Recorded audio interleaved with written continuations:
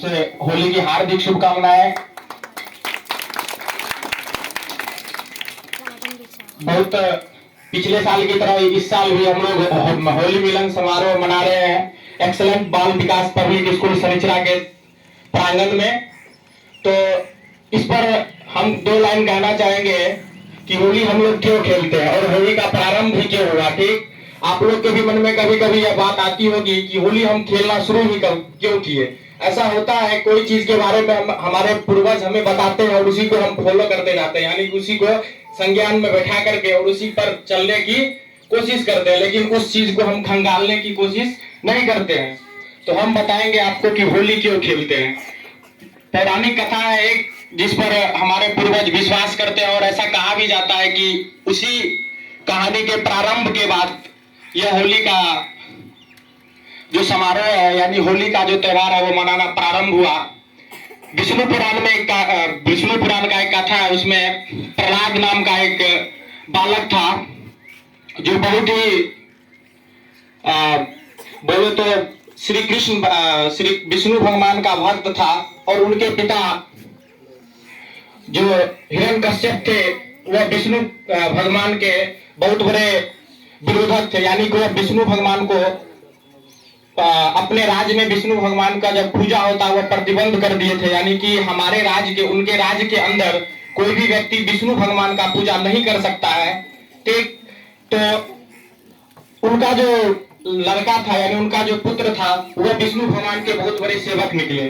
ठीक, तो उसके बाद हुआ क्या, उनके पिताजी उनके व्यवहार से बहुत ही दुखी थे। वह कुछ उनके व्यवहार से कुछ खास प्रसन्न नहीं थे, इसलिए उन्होंने यह प्लान बनाया, यह साजिश रची कि उसको किसी तरह उनके बेटे जो प्रहलाद नाम था उनको जलाया जाए या फिर खत्म कर दिया जाए। ठीक, उन्होंने क्या किया, उन्होंने बहुत सारी कोशिश की, बट मैं आपको एक ही उदाहरण देना चाहूंगा कि उन्होंने होलिका नाम की एक स्त्री थी जिसको यह वरदान मिला हुआ था कि अगर वह होलिका का एक, जिस प्रकार आप लोग चादर ओढ़ते हैं ठीक उसी प्रकार एक वस्त्र आता है, तो होलिका का वह वरदान मिला हुआ था कि अगर वह चादर ओढ़ करके किसी भी अग्नि को जाए, यानी अग्नि में अगर वह बैठ जाए तो उसकी शरीर जो होता है वह भस्म नहीं होगा, यानी जलेगी नहीं। तो उनके पिताजी ने होलिका से कुछ बात करके गुफ्तगू करके और प्रहलाद को एक बहुत बड़े गटर बनाया गया आपको समाधि, उसमें क्या किया, होलिका के गोद में प्रहलाद को बैठा दिया। ठीक, और वो बालक की साहसी देखिए, उस टाइम वो बालक डरा नहीं और वो अपने मन में भगवान विष्णु का जाप करते रहा। ठीक, और जब उसमें आग लगाया गया तो जिसको वरदान मिला हुआ था होलिका को, वह जल के भस्म हो गई।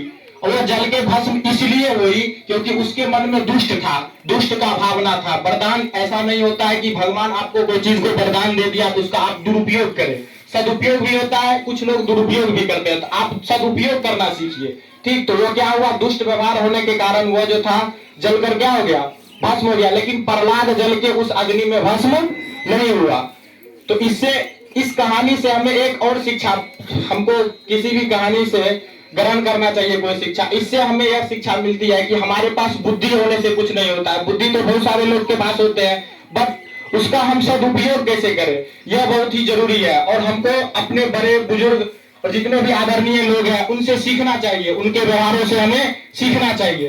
तो यह उसी दिन से यह कहानी चलती आ रही है, उसी दिन से हम लोग ये मनाना शुरू कर दिए कि होलिका के, यानी कि बुराई पर अच्छाई का जीत।